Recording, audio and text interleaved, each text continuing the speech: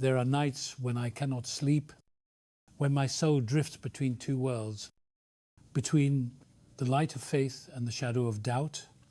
In one such night I saw a gate made of blue fire carved with symbols older than time itself. Through that flame I heard voices weeping softly, the voices of those who once were light. I, Dante Alighieri, walked toward it, and what I saw was a truth too heavy for the hearts of men. There is a book long buried in silence, forbidden to be read or spoken of, once quoted in the New Testament, then erased from the Western Bible. They call it the Book of Enoch. Some say it was hidden because it reveals the fall of 200 angels sent to guard mankind who broke their sacred oath and were cast down into the abyss.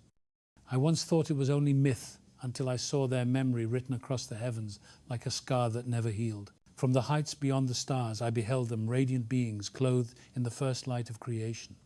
They were the watchers chosen by God to guard humanity and keep them on the path of truth.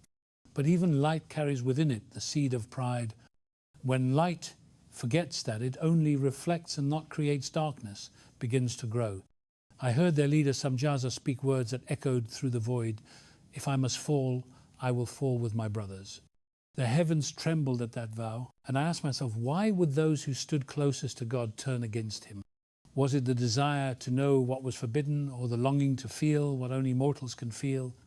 Perhaps the fall was not born of rebellion, but of yearning, a hunger to understand love beyond command. But when a holy being looks too long upon the world, it guards even purity can turn to desire. They say the Book of Enoch was banned because it teaches knowledge beyond mortal reach. Yet I believe there is another reason. It reminds us that even in heaven there was war, and even among the faithful there was pride. It exposes a truth that terrifies every heart that seeks to rule through fear. That truth is this: the war between light and darkness did not end. It still rages, not in the heavens, but in every human soul. That night, as the gate of fire closed before me, I heard a voice carried by the wind saying, "You have seen what no mortal should see. Speak of it, so that mankind may know the battlefield of God lies not in the stars, but within the heart." From that moment I understood every choice between truth and deception, humility and pride, mercy and vengeance is a skirmish in that eternal war. The angels that fell are not as distant as we think. Their whisper lives in every temptation, their sorrow in every broken prayer. So I began this journey not to tell a myth, but to draw a battle map for the soul, a battle plan for every believer who dares to fight for truth. For where there is faith, there is light, and where light still flickers, darkness can never claim victory. In the silence of that vision, I saw a man walking upon the winds of heaven. His name was Enoch, the one of whom the ancient scripture says he walked with God and was no more, because God took him. His face shone not with pride, but with the calm of one who had seen the beginning and the end. Around him the air trembled like a song remembered from before time. I spoke to him and said, "Tell me why you were taken and what you saw beyond the stars." Enoch looked upon me and said, "The Lord called me to witness his order, so that I might speak to the generations that would come after and remind them that every act of faith is a step upon a stairway that leads to eternity." He told me that he was shown the 7 circles of heaven, each brighter than the one before, and filled with choirs of fire that never ceased to sing. He saw the storehouses of the winds, the pillars that hold up the seas and the boundaries, where light touches darkness but does not cross. And at the heart of that glory, he saw a throne surrounded by living fire, where the voice of God moved like thunder, wrapped in peace. Enoch said, "When I stood before the throne, I thought I would be destroyed by the light. But the voice said, 'Fear not, I am the beginning and the end. I am the breath that gave you life and the word that will call you home.' Then I understood that the laws of creation are not chains, but the rhythm of divine harmony. And when a creature breaks that rhythm, the whole cosmos shudders." Enoch showed me tablets made of light on which were written the fates of angels and men. He said to me, the watchers were sent to guard humanity, but they grew curious of the world. They watched, they saw beauty, and desired to taste what they were meant only to protect. The first sin was not hatred, but longing for the life they could never have. That longing became rebellion, and rebellion became ruin. As Enoch spoke, the heavens above us dimmed, and I felt the weight of his sorrow. He said, "The Lord showed me what would come after the fall, the birth of giants, the corruption of the earth, and the flood that would cleanse it. Yet he also showed me a promise that even in destruction his mercy would endure for those who turn their eyes to the light." I asked him, "Enoch, what did you feel when God lifted you from the earth?" He smiled like one remembering a distant dream and said, "It was not the wind nor the fire that carried me, it was love. The love of a father who desired his son to see what no man could see and still live. Tell them, Dante, that the greatest mystery is not the wrath of God, but his mercy. When he judges, he does not destroy to end, but to renew. As he spoke those words, I felt something stir in my heart, a quiet fire that burned with both awe and fear. For the path he described was not one of comfort, but of courage.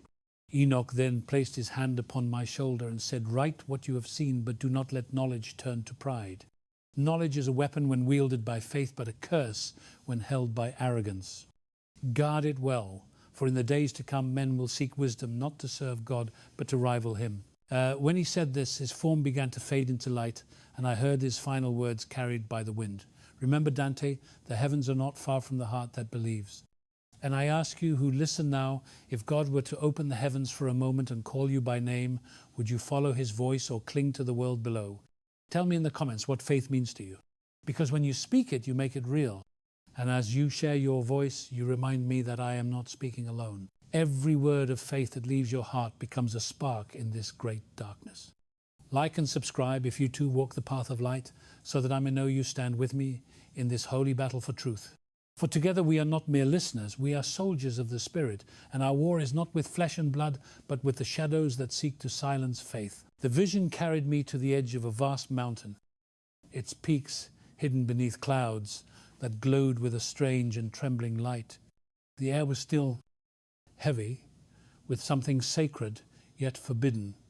I knew this was Mount Hermon, the place where heaven once touched the earth, where the 200 watchers made their fatal choice. The ground beneath me seemed to remember the weight of their feet, the echo of their words carved deep into the very stone. I stood among the ghosts of their rebellion, and their story unfolded before me, as if time itself was forced to repeat its greatest tragedy.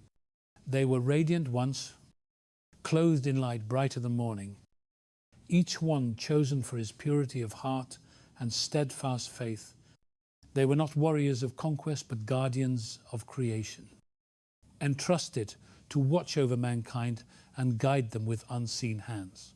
But love of duty is a delicate thing, for when it grows too close to the object it guards, it can twist into desire. And desire in the heart of an angel is a fire that heaven cannot contain.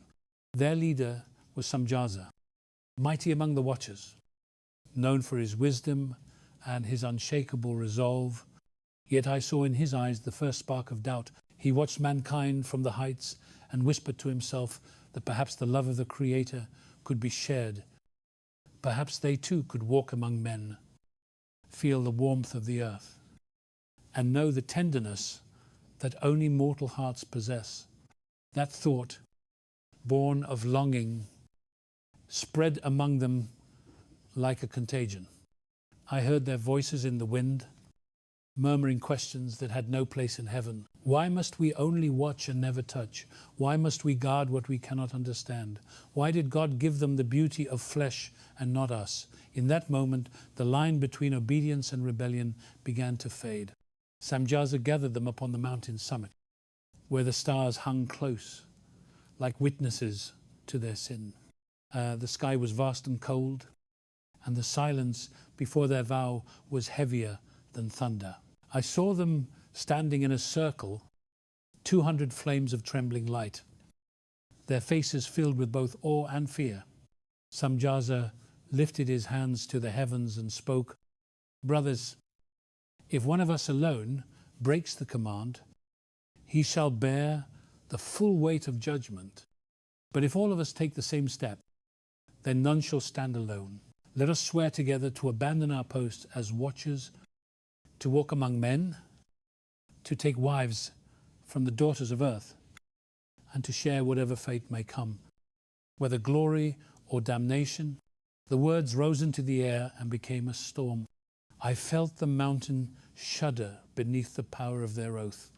Lightning split the sky, though no clouds gathered, and a voice from far above trembled through the heavens, asking why, but no answer came. One by one, each angel placed his hand upon the others and repeated the vow, binding themselves, not by chains but by choice.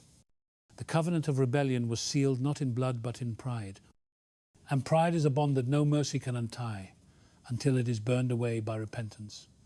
As their oath was spoken, the light that covered them began to dim. The radiance of heaven retreated from their forms, leaving only a faint glow like dying embers. Yet they did not mourn, for they believed their act to be courage, a declaration of freedom. They mistook rebellion for bravery and desire for love. I saw Azazel look toward the horizon where the world of men lay sleeping beneath the stars. His voice was heavy with triumph and sorrow when he said, "We shall descend." And with that, the 200 fell like meteors across the night sky. Streaks of fire cutting through the firmament, their brilliance, turning the darkness into day for a moment, that the earth has never forgotten. I watched their descent and felt the grief of heaven itself. Michael the archangel stood above the clouds, his sword drawn, but his eyes filled not with anger, but with mourning. He knew what this meant, that paradise had been wounded from within. The fall of the watchers was not merely the loss of angels, but the birth of chaos in creation.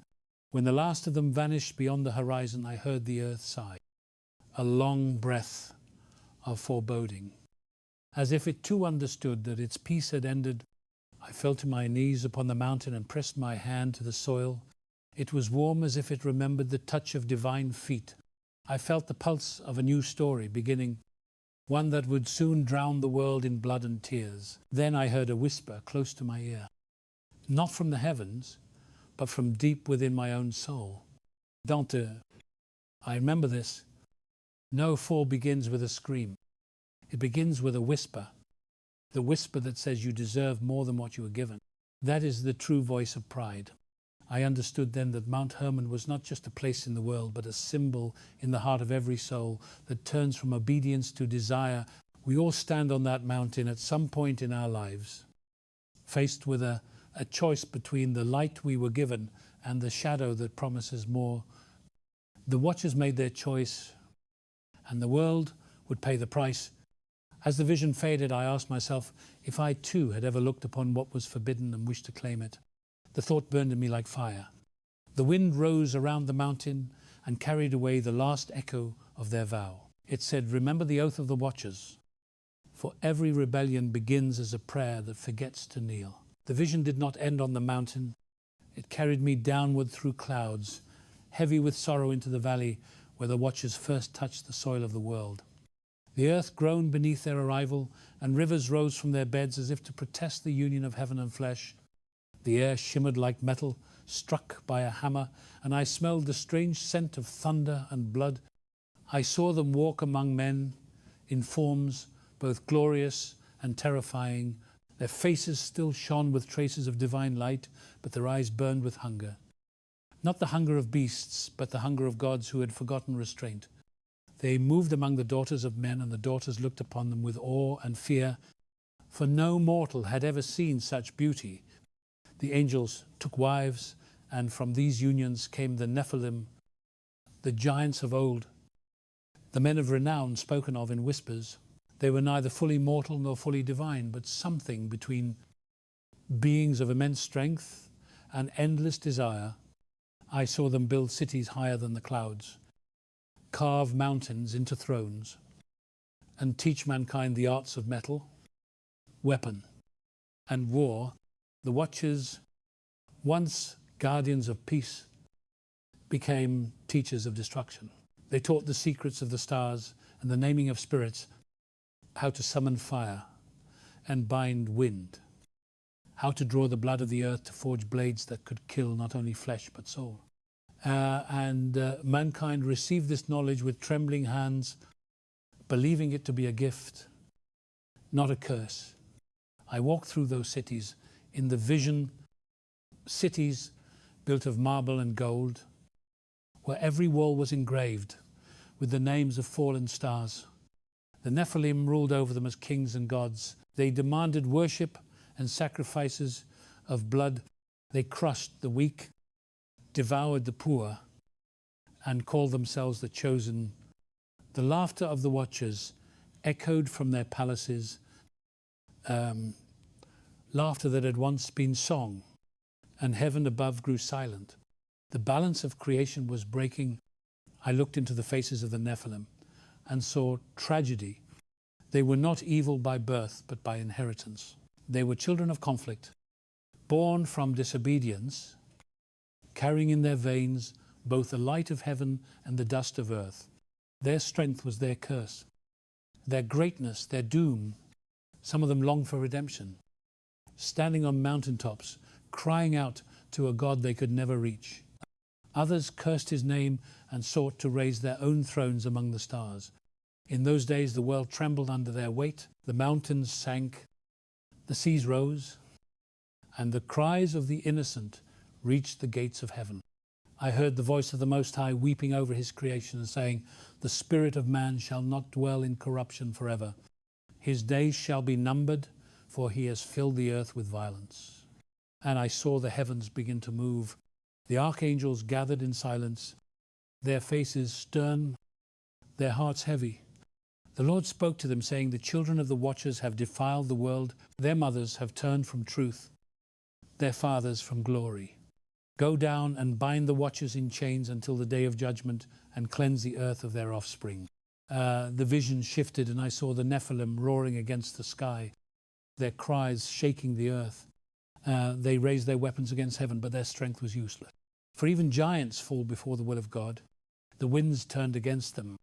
Storms tore their towers, and the seas swallowed their cities. I saw mothers clutching their children, angels weeping above them, and the watchers crying out in despair as they watched their own sons drown in the flood of their making. Samjaza fell to his knees and said to Michael, "Have mercy, for our children know not their sin." But Michael answered, "The mercy of God is not denial of justice. What was born in rebellion must return to dust."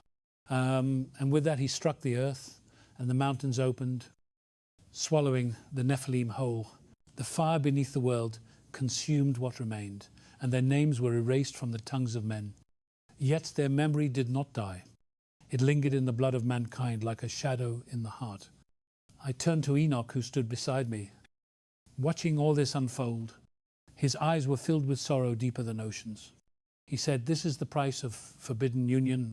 Heaven was never meant to mix with earth, for what is perfect cannot be bound to what is passing. But know this, Dante, even in wrath God, sows mercy, for out of the ruin of these fallen ones he will raise a covenant that will restore what was broken." Their story is a warning written in fire, that desire without obedience leads only to ashes. I listened to his words and felt the weight of them upon my soul.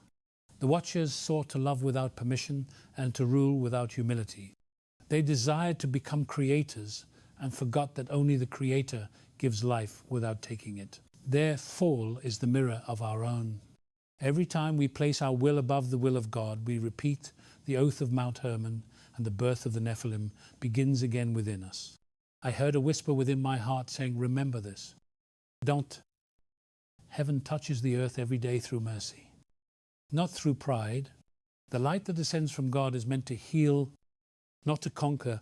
As the vision faded, the wind carried away the echoes of the giants, and the ground beneath me turned cold. I looked to the horizon and saw the rising sun, a reminder that even after the darkest night, light still returns. For though heaven once touched the earth in rebellion, it shall touch it again in redemption. And I knew then that the story of the watchers was not the end, but the beginning of the long war for the soul of mankind. When the light of the Nephilim faded and the ashes of their cities settled into the valleys, I saw another vision darker than the rest. It began with a single spark glowing deep beneath the mountains where fire was born. Out of that flame rose a figure whose eyes burned like molten metal, and whose hands held both the beauty and the terror of creation. His name was Azazel, and among all the watchers, none was more cunning. He was the first to understand the secret of fire and the shaping of iron. To him, the elements were not mysteries, but instruments. He taught men to draw metal from the earth, to bend it with flame, and to give it edge and purpose. At first they made ornaments and tools of harvest, and the people rejoiced. But soon they learned that the same hand that shapes a plough can forge a sword, and that the fire that warms a home can also destroy a kingdom. Azazel delighted in this revelation. I saw him standing upon a mountain surrounded by smiths who worshipped him as a god of craft. Sparks danced around his feet like stars torn from the sky. He whispered into their hearts words that sounded like wisdom but were poison.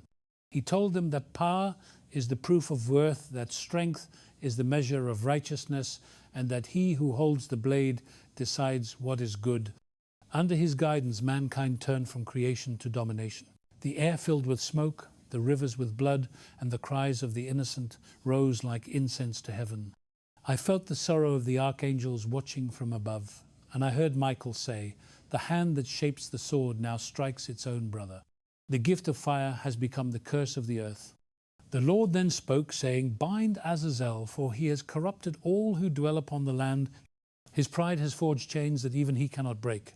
I saw Uriel descend wrapped in light, brighter than the sun. He carried chains made of pure flame and approached Azazel, who laughed at him, saying, "You cannot bind me, for I am the reflection of mankind's will. As long as men desire power, I shall never die."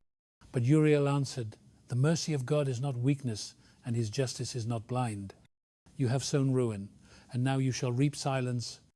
With those words, he cast the chains around Azazel's limbs, and the fire that once obeyed him turned against him. The earth opened its mouth and swallowed him into the pit, where his flame would burn without light until the day of judgment. Yet even in his fall, Azazel's influence did not vanish. The knowledge he gave to mankind remained, and with it the endless temptation to use creation for destruction. I saw men and women kneeling before their forges, whispering prayers not to God but to the fire itself. They believed the flame answered them, but it was only the echo of Azazel's laughter. I turned to Enoch, who walked beside me, and asked, "Why would God allow such knowledge to exist if it leads only to death?" He looked upon me with calm sorrow and said, "Knowledge is not sin, but the use of it without reverence. The Lord did not forbid learning, but he commanded wisdom to walk with humility. Fire is not evil until pride teaches it to burn for glory." Then he said something that burned into my heart. The weapon of man becomes the test of his soul. If he wields it with righteousness, it is light. If he wields it with pride, it is darkness. You must understand, Dante, the same fire that destroys also refines. The same blade that kills also defends. The lesson of Azazel is not to fear knowledge, but to sanctify it. I asked him how such sanctification could be done, and he answered, "Only through surrender." The heart that kneels before God before lifting the hammer will not create a weapon of rebellion, but a tool of deliverance. Remember this, for one day your own world will be filled with fire and machines, and men will believe they have mastered creation. In truth, they will only have repeated the sin of Azazel. His chains still glow beneath the mountains as a warning to every age. I looked again and saw through the ages men discovering new fires beyond metal and stone.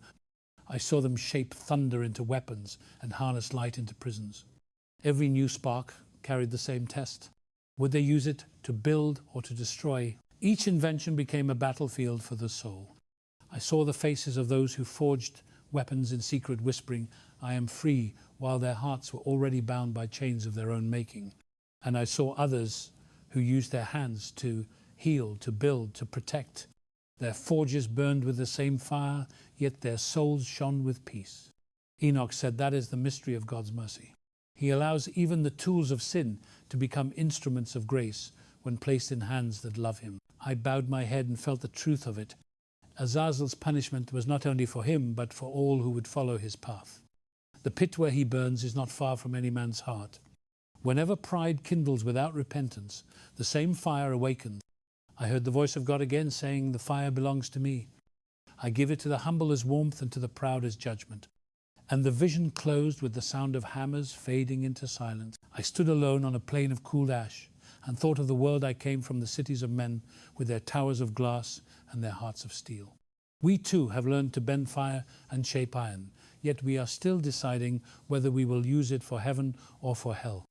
I whispered a prayer into the wind, saying, "Lord, let every forge become an altar, and every flame a light of mercy, not of pride." Then the wind carried my words upward, and I knew that even in this age, the lesson of Azazel still burns, waiting for those who will listen. The fire of Azazel had not yet died when the world learnt another corruption, darker than the forging of iron. The watchers who remained among men turned from the craft of flame to the craft of illusion. They began to teach what they called the higher arts, the hidden words that command the winds, the names of spirits that move unseen, the formulas that could twist nature to the will of man. and mankind, eager for power, listened. I saw them gather in the valleys at night, their faces painted with the dust of stars, their hands raised toward the sky, whispering words that were not prayers but bargains. The air itself trembled as if tired of their arrogance. The first spell was not born from wisdom, but from fear. Man feared the unknown and sought to bind it. The watchers taught them that the voice could rule the world, that a single phrase spoken in defiance of heaven could reshape reality. I saw the first circle drawn in the dust by a trembling hand, guided by an angel who had forgotten holiness. From that circle rose shadows that spoke with borrowed light. The people fell to their knees, thinking they had found gods, but they had only awakened echoes of rebellion. I felt the earth groan under their chant. For every word of pride is a wound in creation. The watchers rejoiced, for they had turned the language of heaven into the weapon of hell. I saw Samjaza himself walking among them, wrapped in beauty that blinded the eyes. His voice was sweet like honey, but heavy like iron. He said to them, "The power you seek is your birthright. God has hidden it from you because he fears what you may become. Rise and take what is yours." His words spread like wildfire through every tribe and city. Prophets who once spoke truth now spoke deceit. Kings who once ruled with justice began to bow before magicians. The temples of God grew empty, while the altars of shadow burned day and night. The stars above turned red, as if ashamed of what they saw. I looked up and saw Michael standing on the edge of heaven, his sword dimmed by grief. He said to me, "Dante, look well upon the earth, for this is what happens when knowledge is divorced from obedience. The heavens cannot sustain harmony when the earth sings a different song." Then he pointed, and I saw the great line that connects heaven and earth begin to tremble like a thread about to break. When men play with divine fire without reverence, the structure of creation begins to decay. The seas overflowed, the mountains shook, the moon turned pale. The very laws that once held the world in order began to unravel. I saw rivers flowing backward and trees weeping blood. The cries of the innocent reached even to the thrones of heaven. Gabriel descended with a trumpet in his hand, not to announce judgment, but to warn. He cried, "Repent, for the balance is breaking." Yet none listened, for the hearts of men were drunk with their own power. They said, "Who is God that we should fear him? We have learned his secrets, and we are his equals." And at that blasphemy I saw the heavens darken. Thunder rolled across the void, but it was not the thunder of storm. It was the sound of heaven mourning. Uriel, the guardian of light, approached me, his face stern as flame. He said, "The watchers have turned the name of God into a spell and the hearts of men into altars of pride. The line between heaven and earth cannot hold much longer. Soon the two will collide and the world will burn." I asked him if there was any hope left, and he said, "There is always hope, but it must be chosen. For every act of sorcery, there is one act of faith that can heal, but faith must be lived, not spoken." Then he looked toward the east and said, "The storm is coming. Tell them to seek the ark before the waters rise." His words struck me like fire, and I felt the weight of prophecy upon my chest. I saw visions of cities crumbling, towers collapsing into dust, and the people running to their idols crying, "Save us." But the idols were silent. The watchers themselves fled into the mountains, seeking to escape the wrath they had summoned. I saw Samjaza kneel upon the ground and raise his hands to heaven, crying, "Forgive us," but the heavens gave no answer, for the time of mercy had turned to the time of consequence. The earth began to split open, and the sky poured out fire and water together. The balance of creation collapsed. Yet within that chaos I saw single light moving upon the waters, the light of a man who walked with God. His name was Noah, and upon his obedience the future of the world would rest. The watchers watched him from afar with envy and despair, for they saw in his faith what they had lost forever. Enoch said to me, "Dante, remember this. Every empire of pride must fall before a single act of faith. Sorcery promises control, but only leads to ruin. Faith demands surrender, yet it opens the gate to eternity. The collapse of heaven and earth was not the wrath of a cruel God, but the mercy of a righteous one, for only through destruction could creation be renewed. I looked once more upon the world and saw mountains crumble into the sea. Yet through the floodwaters the light of the ark still burned. I fell to my knees and whispered, "May the Lord teach me to trust more than to command." Then the vision faded, and I understood that the war between heaven and earth was never about power, but about surrender. For the highest magic is obedience, and the truest strength is faith. When the smoke of the burning world began to fade, and the sound of the storm fell into silence, I saw a great light descending from the highest heaven. It was not the cold light of stars, but a living radiance that moved with purpose. From within it came 4 mighty figures, each bearing a presence that shook both the earth and the deep. They were the 4 archangels, Michael, Raphael, Uriel, and Gabriel. They came not as messengers of peace, but as soldiers of divine justice, sent to restore the order that pride had broken. The heavens opened above them, and their voices rolled across creation like thunder that speaks in words. Michael stood first, the captain of heaven's host, his armor, like a mirror that reflected every truth of God. In his hand was the sword of fire, forged in the dawn of time. He looked upon the ruins of the world, and his face was sorrowful. He said, "The blood of the innocent cries from the earth, and the tears of heaven answer. Justice must descend so that mercy may rise." Raphael stood beside him, wrapped in light, softer than morning. In his hands he carried a vessel filled with water that shone like glass. He said, "Healing follows judgment, for only what is broken can be mended." Then Uriel stepped forward, his eyes brighter than sun. In his grasp was a scroll of flame on which the decrees of God were written. He said, "The measure has been weighed, the scales have fallen, and the time of reckoning has come." Last came Gabriel, the herald of the Most High, his wings wide as the horizon. He carried no weapon but the trumpet of awakening. His voice echoed through all creation, saying, "Let the fallen hear the sound of truth, and let those who still walk in shadow turn to the light." The watchers who had remained upon the earth trembled, for they knew their sentence had arrived. Some Jaza cried out, "Have we not suffered enough? We love the daughters of men. Is love then a crime before the throne?" Michael answered, "Love that defies command is not love, but rebellion. You sought to share the power of the Creator without the heart of the Creator. You gave knowledge without wisdom and freedom without obedience. You built thrones where altars should be. You turned worship into domination. And for that your wings shall be bound until the day when all pride is burned away." Then I saw Uriel raise his hand, and the earth opened its mouth, revealing pits of glowing stone. From within rose the cries of countless souls lost in the corruption of the watchers. The archangels moved among them, not in rage, but in perfect calm. They bound each of the fallen in chains of light that burned without consuming. I saw some Jaza struggle against the light, but his strength was nothing before the command of heaven. He fell to his knees and said, "I would rather burn than bow." And Michael answered, "Then you shall burn until bowing becomes your desire."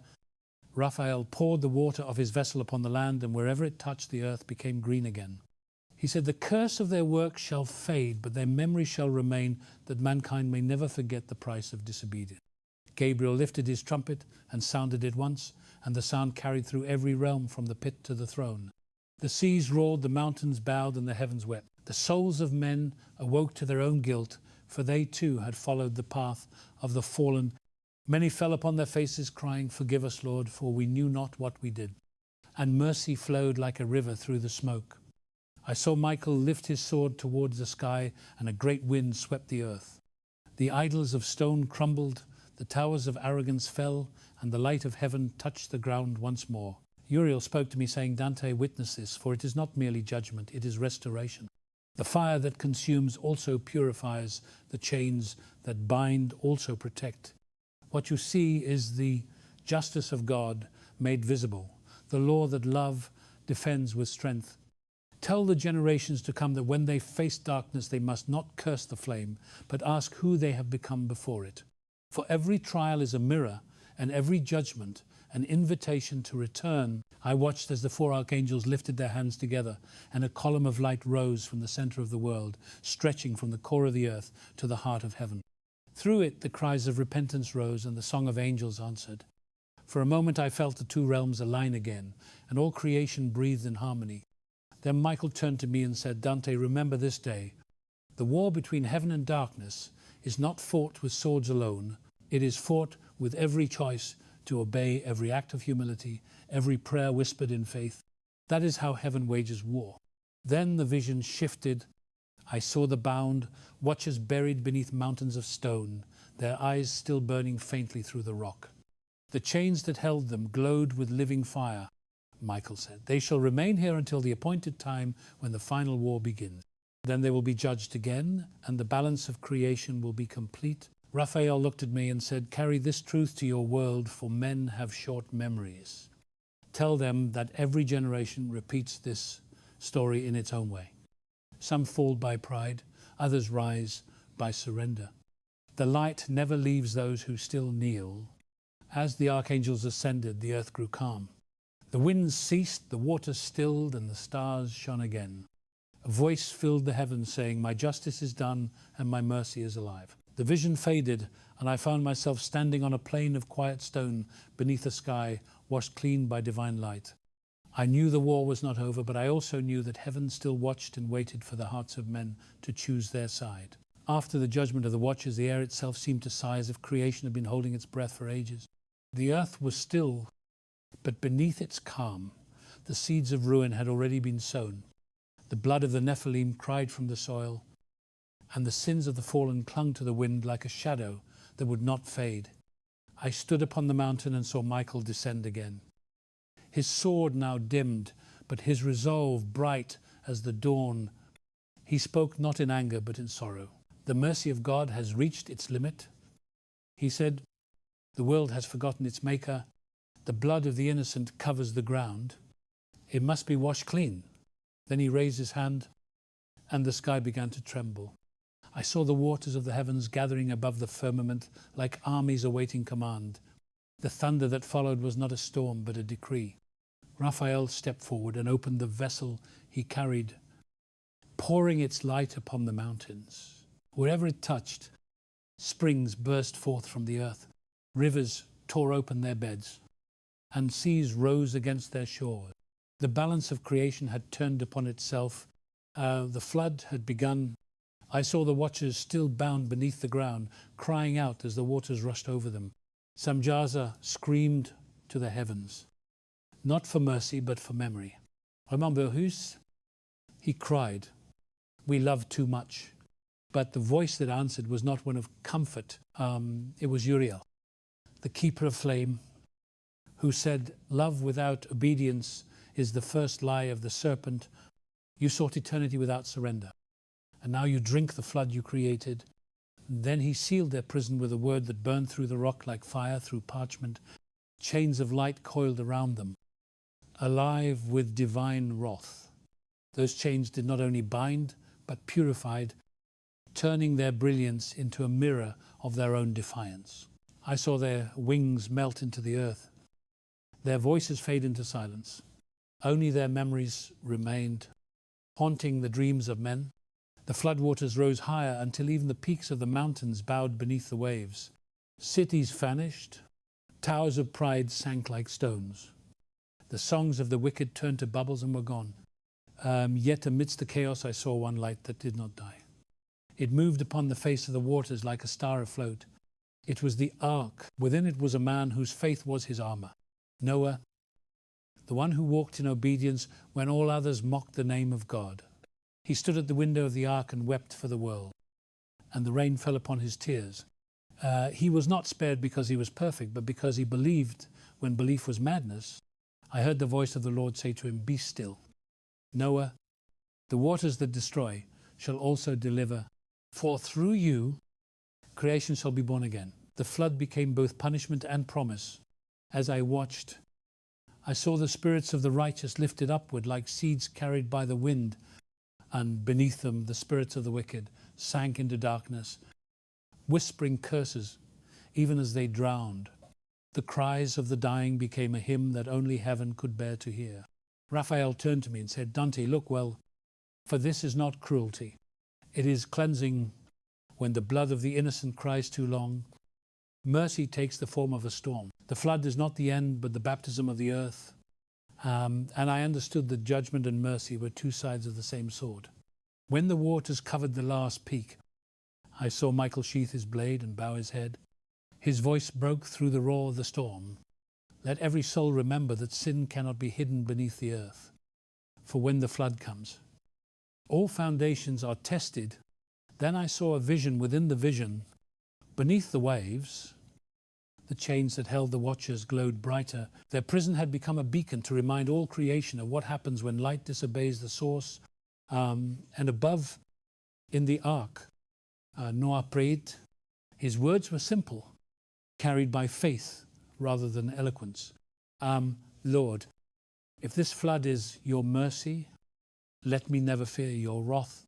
The ark drifted upon the endless sea for 40 days and nights, and yet through every wave it remained unbroken. I understood that it was not wood or pitch that kept it afloat, but obedience. When man builds upon faith, the waters of chaos cannot sink him. The storm began to fade. The wind that once roared became a whisper. The rain ceased. The clouds opened, and a single ray of light fell upon the ark. It was the covenant renewed, the sign that God's justice never moves without his compassion. A rainbow arched across the sky, not as a symbol of beauty, but as a weapon of peace, stretched like a bow with no arrow. Then I heard a voice from heaven say, my judgment is complete. My promise remains. Never again shall the waters destroy all life, for the next cleansing shall come by fire. And at that word, the waters began to recede. The mountains rose from the deep, like giants waking from sleep. The earth breathed again. I stood upon the reborn land, my feet sinking into the soft mud. And I realized that every flood begins not in the sky, but in the heart. Pride fills it until it must break. And only through surrender can it be emptied again. I heard the whisper of Michael one last time saying, remember, don't. The flood that drowns the world is the same flood that purifies the soul. The chains of light still shine beneath the earth. And when men raise their eyes in repentance, they glimmer faintly, reminding heaven that mercy has not been forgotten. When the waters withdrew and the silence of creation settled over the new earth, I felt the first breath of peace that the world had known since Eden. The sky was clear as crystal, and the wind carried the scent of promise. The flood had not only washed away flesh, but memory, leaving behind a clean canvas upon which mercy could paint again. Yet even as the land began to dry, the heavens still trembled with unseen motion. The archangels had returned to their realms, but their presence lingered like the warmth of a fire long after its flames have gone. I walked upon the damp soil and saw the bow of light still stretched across the sky, the covenant that sealed heaven to earth. And I heard the voice of God saying to Noah, be fruitful, be faithful, and never forget that the ground upon which you stand has been baptized in both wrath and grace. The rainbow shimmered and vanished into mist, and with it a new age began. The sons of men went forth, building homes, planting seeds, and raising altars of gratitude. But the memory of the watchers did not vanish completely. It whispered in the dreams of prophets and poets, in the songs of shepherds and the prayers of widows. The world would never again see angels walk openly among men, but their presence remained hidden in the quiet acts of mercy that moved unseen. One night as I walked through the vision, I saw a woman kneeling beside a broken child on the edge of a barren field. The boy's breath was shallow, his body cold. She lifted her hands to the sky and whispered, Father, help me. No thunder answered her, no fire descended. Yet a light appeared beside her like a gentle dawn. Figo knielt beside her, not radiant nor terrible, but clothed in simple light. He touched the child's chest and breathed upon him. The boy stirred and opened his eyes. The woman did not see the figure's face, but I did, and I knew it was an angel. He smiled as if joy itself were his name, then vanished into the morning air. I understood then that the war between heaven and darkness had not ended, but had changed its battlefield. No longer fought in the heavens, it now raged within the hearts of men. Each act of compassion was a sword drawn against the shadows. Each prayer, spoken in faith, was an arrow of light. I saw angels walking among the weary and the broken, guiding them through the storms of their souls. Some appeared as strangers offering food to the hungry, others as voices, whispering courage to those who had lost all hope. The world called them coincidences, but heaven called them mission. I saw one among them, tall and silent, who watched over a soldier, trembling before battle. He placed his hand on the man's shoulder and said, Fear not, for courage is not the absence of fear, but the choice to stand despite it. The man rose and lived, Though arrows flew all around him, another angel walked beside a mother who wept for her lost son, whispering to her that love never dies, but merely changes its form. I saw angels among the sick, the forgotten, the lonely. They did not perform miracles to be seen. They performed mercy to be remembered. Their strength was not in might, but in patience.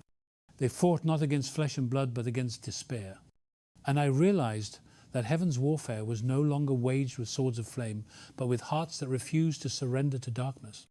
Then I heard the voice of Enoch once more. He said, Dante, this is the hidden victory of God. When the mighty fall, he sends the humble. When the proud make war, he sends compassion.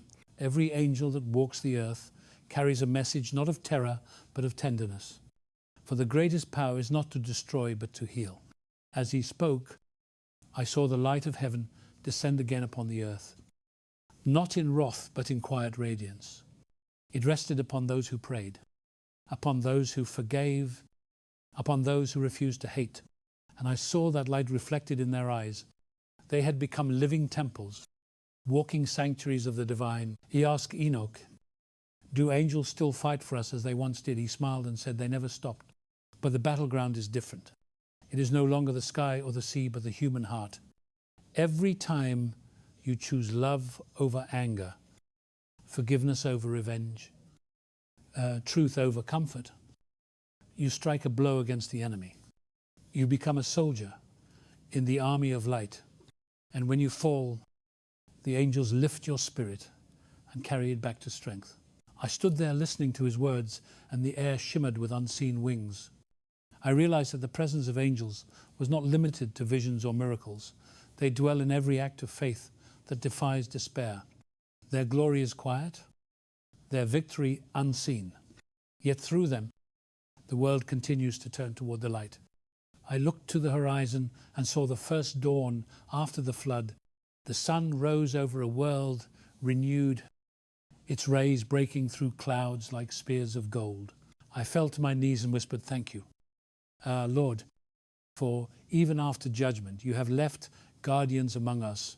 The wind carried my prayer upward, and I felt it return as peace within my chest. And as the vision faded, I heard one final whisper from the unseen host saying, tell them, Dante, that angels still walk among them. Though unseen, they carry no crowns, only scars of love. And every time a heart chooses light over shadow, heaven gains a victory. Remember this, for the smallest act of kindness is mightier than the loudest sword. The true battle is fought in silence, and every prayer is a weapon forged in faith. The vision of peace did not last long, for no light can remain unchallenged while darkness still breathes. I saw the heavens open once more, and beyond them a storm greater than any flood or fire that had ever been. It was not made of water or flame, but of spirit. A war of wills that reached from the throne of God to the edges of creation. In the center stood Michael, his armor no longer gleaming silver, but blazing white as if forged from the essence of truth itself. Around him gathered the hosts of heaven, countless as stars, each carrying a weapon, not of steel but of light. The enemy rose from the abyss, led by one who had once been the morning star. His beauty was terrible to behold, for even fallen, he carried the memory of perfection.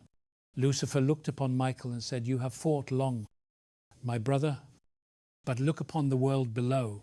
It is mine. Pride, envy, and fear fill their hearts.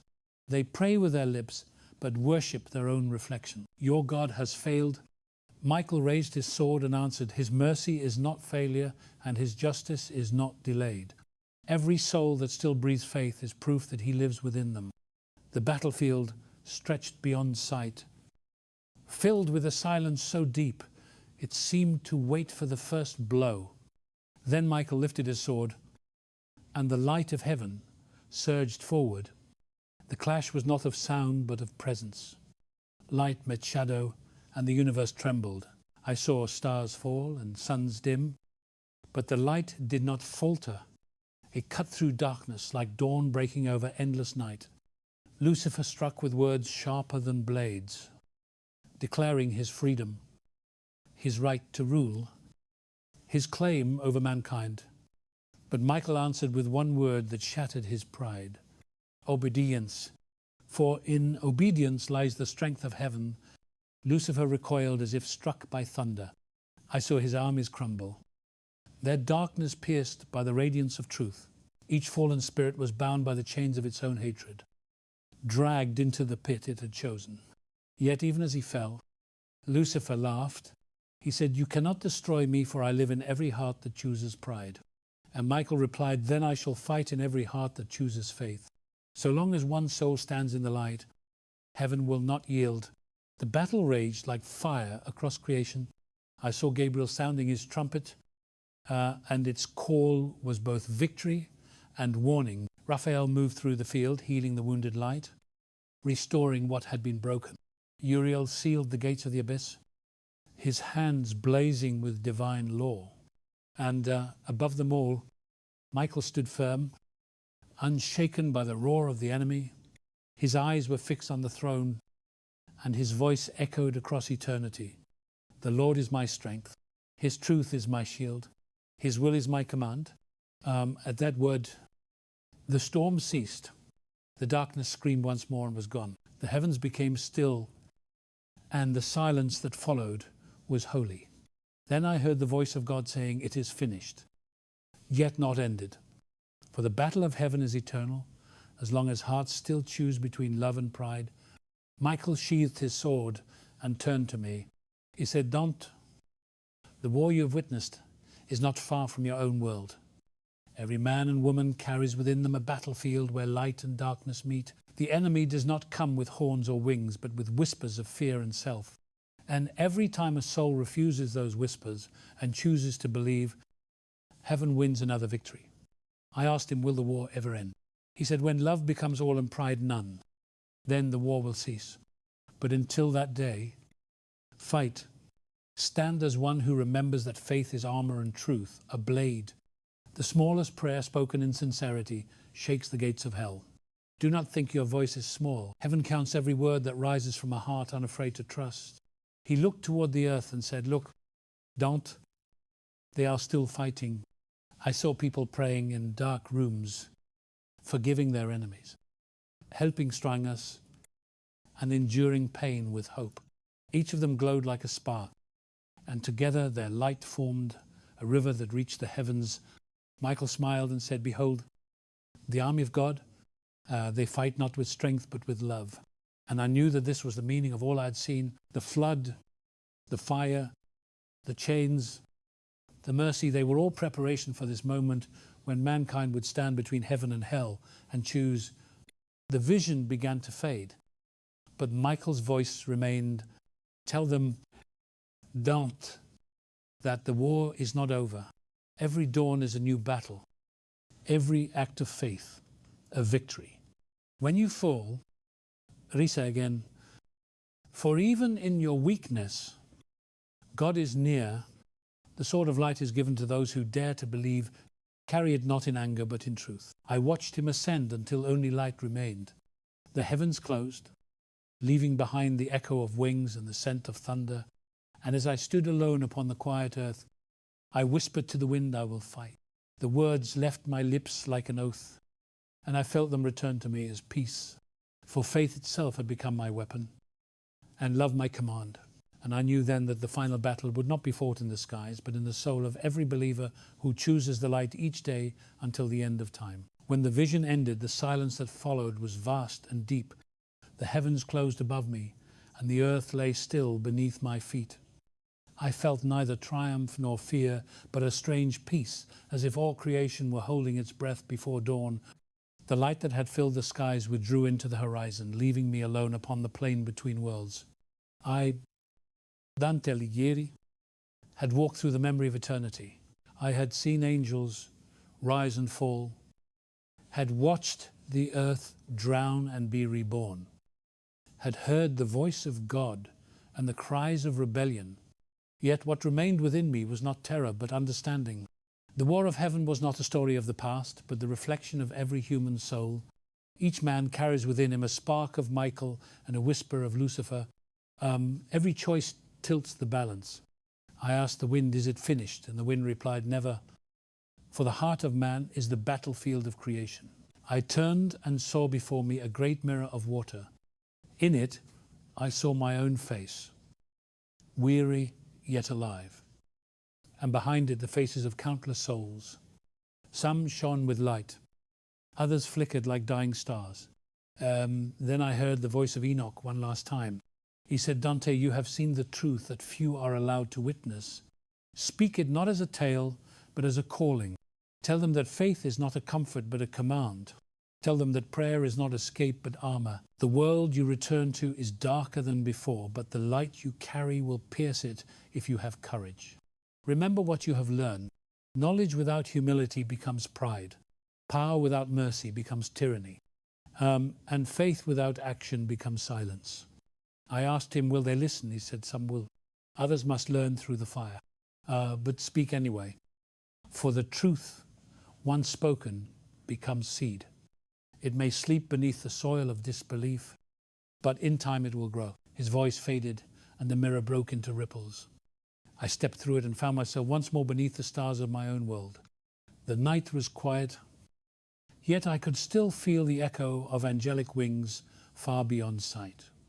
I looked toward the city below, its lights flickering like souls in the dark, and I understood that the story of the watchers, the flood, the angels, and the war of heaven was never meant to remain in Scripture alone. It was written in every age, in every heart that struggles between surrender and pride. I fell to my knees and whispered, Lord, let me not return unchanged.